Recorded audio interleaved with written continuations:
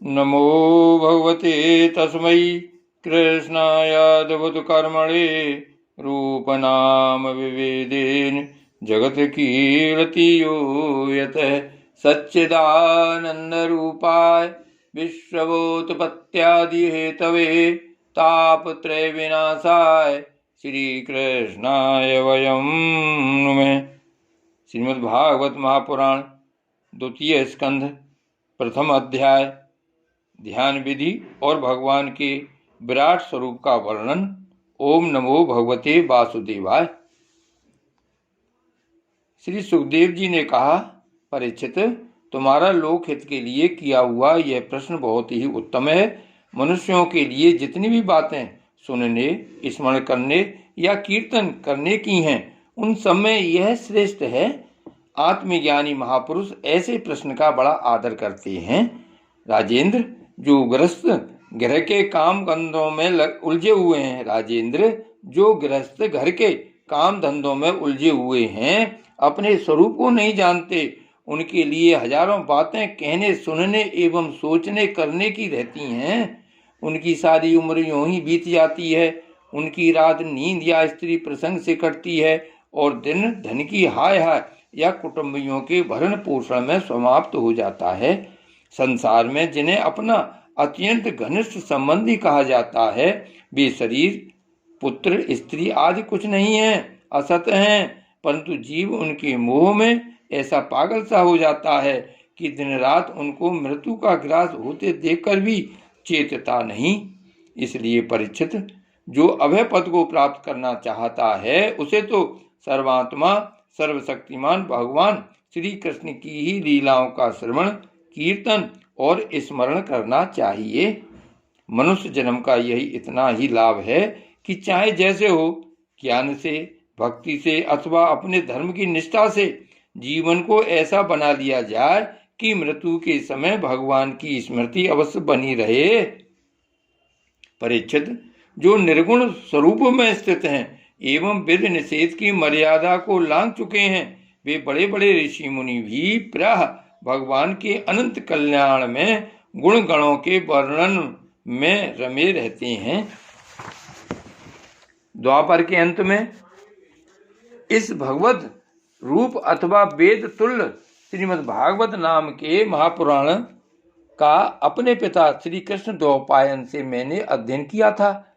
राजर्षि, मेरी निर्गुण स्वरूप परमात्मा में पूर्ण निष्ठा है, फिर भी भगवान श्री कृष्ण की मधुर लीलाओं ने बलात् मेरे हृदय को अपनी ओर आकर्षित कर लिया। यही कारण है कि मैंने इस पुराण का अध्ययन किया। तुम भगवान के परम भक्त हो, इसलिए तुम्हें मैं इसे सुनाऊंगा। जो इसके प्रति श्रद्धा रखते हैं, उनकी शुद्ध चित्तवृत्ति भगवान श्री कृष्ण के चरणों में अनन्य प्रेम के साथ बहुत शीघ्र ही लग जाती है।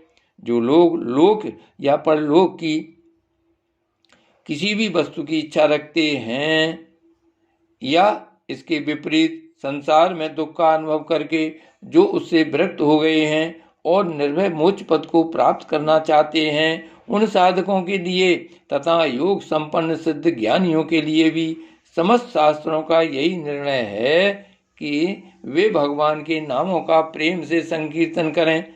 अपने कल्याण साधन की ओर से असावधान रहने वाले पुरुष की वर्षों लंबी आयु भी अनजान में ही व्यर्थ बीत जाती है। उससे क्या लाभ? सावधानी से ज्ञान पूर्वक बिताई हुई घड़ी 2 घड़ी भी श्रेष्ठ है, क्योंकि उसके द्वारा अपने कल्याण की चेष्टा तो की जा सकती है। राजऋषि खट्वांग अपनी आयु की समाप्ति का समय जानकर 2 घड़ी में ही सब कुछ त्याग कर भगवान के अभय पद को प्राप्त हो गए। परीक्षित, अभी तो तुम्हारे जीवन की अवधि 7 दिन की है। इस बीच में ही तुम अपने परम कल्याण के लिए जो कुछ करना चाहिए सब कर लो। मृत्यु का समय आने पर मनुष्य घबराए नहीं। उसे चाहिए कि वह वैराग्य के शस्त्र से शरीर और उससे संबंध रखने वालों के प्रति ममता को काट डाले। धैर्य के साथ घर से निकलकर पवित्र तीर्थ के जल में स्नान करे और पवित्र तथा एकांत स्थान में विधिपूर्वक आसन लगाकर बैठ जाए। तत्पश्चात परम पवित्र अ उ म इन 3 मात्राओं से युक्त प्रणव का मणि मंत्र जप करे। प्राण वायु को बस में करके मन का दमन करे और एक क्षण के लिए भी प्रणव को न भूले। बुद्धि की सहायता से मन के द्वारा इंद्रियों को उनके विषयों से हटा ले और कर्म की वासनाओं से चंचल हुए मन को विचार के द्वारा रोक कर भगवान के मंगलमय रूप में लगाए। स्थिर चित्त से भगवान के श्री विग्रह में से किसी एक अंग का ध्यान करे। इस प्रकार एक एक अंग का ध्यान करते करते विषय वासना से रहित मन को पूर्ण रूप से भगवान में ऐसा तल्लीन कर दे कि फिर और किसी विषय का चिंतन ही न हो। वही भगवान विष्णु का परम पद है, जिसे प्राप्त करके मन भगवत प्रेम रूप आनंद से भर जाता है।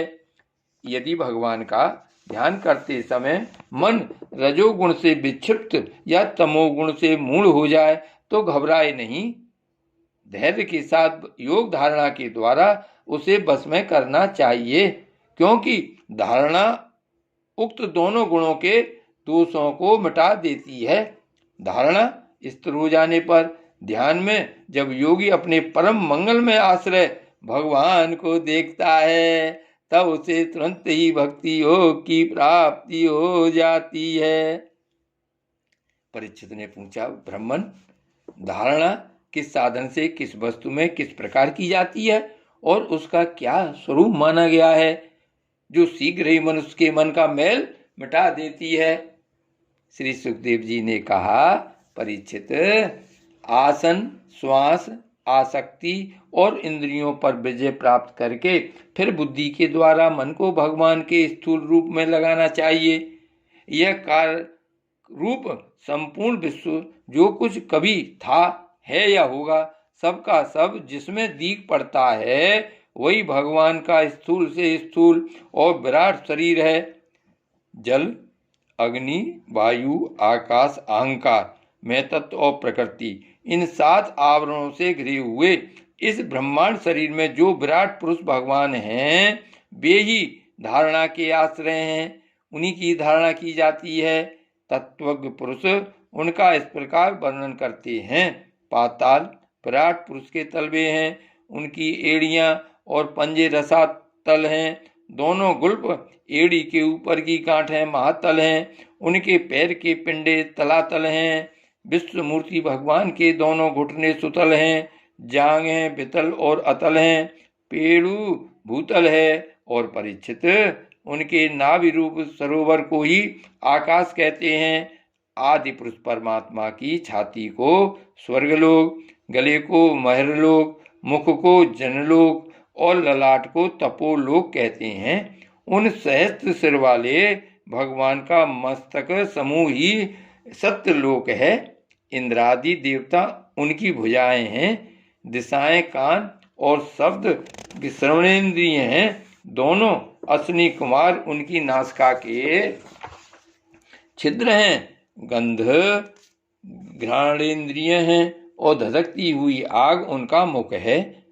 भगवान विष्णु के नेत्र अंतरिक्ष हैं, उनमें देखने की शक्ति सूर्य है। दोनों पलकें रात और दिन हैं, उनका भ्रूविलास ब्रह्मलोक है। तालु जल है और जिब्या रस। वेदों को भगवान का ब्रह्मरंध्र कहते हैं और यम को डाढ़ें। सब प्रकार के स्नेह दांत हैं और उनकी जगन मोहिनी माया को ही उनकी मुस्कान कहते हैं। ये अनंत सृष्टि उसी माया का कटाक्ष विक्षेप है। लज्जा ऊपर का होठ और लोभ नीचे का होठ है। धर्म स्तन और अधर्म पीठ है। प्रजापति उनके मूत्रेंद्रिय हैं, मित्रावरुण अंडकोश हैं, समुद्र कोक है और बड़े बड़े पर्वत उनकी हड्डियां हैं। राजन, विश्व मूर्ति विराट पुरुष की नाड़ियां नदियां हैं, वृक्ष रोम हैं, परम प्रबल वायु श्वास है, काल उनकी चाल है और गुणों का चक्कर लगा चलाते रहना ही उनका कर्म है। परीक्षित, बादलों को उनके केस मानते हैं, संध्या उन अनंत का वस्त्र है। महात्माओं ने अव्यक्त मूल प्रकृति को ही उनका हृदय बतलाया है और सब विकारों का खजाना उनका मन चंद्रमा कहा गया है। मैं तत्व को सर्वात्मा भगवान का चित्त कहते हैं और रुद्र उनके अहंकार कहे गए हैं। घोड़े, खच्चर, ऊंट और हाथी उनके नख हैं। वन में रहने वाले सारे मृग और पशु उनके कटिप प्रदेश में स्थित हैं। तरह तरह के पक्षी उनके अद्भुत रचना कौशल हैं। स्वयं भवु मनु उनकी बुद्धि है और मनु की संतान मनुष्य उनके निवास स्थान हैं। गंधर्व, विद्याधर, चारण और अप्सराएं उनके सटज आदि स्वरों की स्मृति हैं। दैत्य उनके वीर हैं। ब्राह्मण मुख, क्षत्रिय भुजाएं, वैश्य जंगाएं और शूद्र उन विराट पुरुष के चरण हैं। विविध देवताओं के नाम से जो बड़े बड़े द्रव्य में यज्ञ किए जाते हैं वे उनके कर्म हैं। परीक्षित, विराट भगवान के स्थूल शरीर का यही स्वरूप है। सो मैंने तुम्हें सुना दिया। इसी में मुमुक्षु पुरुष बुद्धि के द्वारा मन को स्थिर करते हैं, क्योंकि इसमें भिन्न और कोई वस्तु नहीं है। जैसे स्वप्न देखने वाला स्वप्नावस्था में अपने आप को ही विविध पदार्थों के रूप में देखता है, वैसे ही सबकी बुद्धि वृत्तियों के द्वारा सब कुछ अनुभव करने वाला सर्वांतर्यामी परमात्मा भी एक ही है। उन सत्य स्वरूप आनंद निधि भगवान का ही भजन करना चाहिए। अन्य किसी भी वस्तु में आसक्ति नहीं करनी चाहिए, क्योंकि यह आसक्ति जीव के अधः पतन का हेतु है। श्री भागवत भगवान की जय। श्री गोवर्धन नाथ की जय। श्री वल्लभाधीश की जय। जय जय श्री गोकुलेश, जय जय श्री गोकुलेश।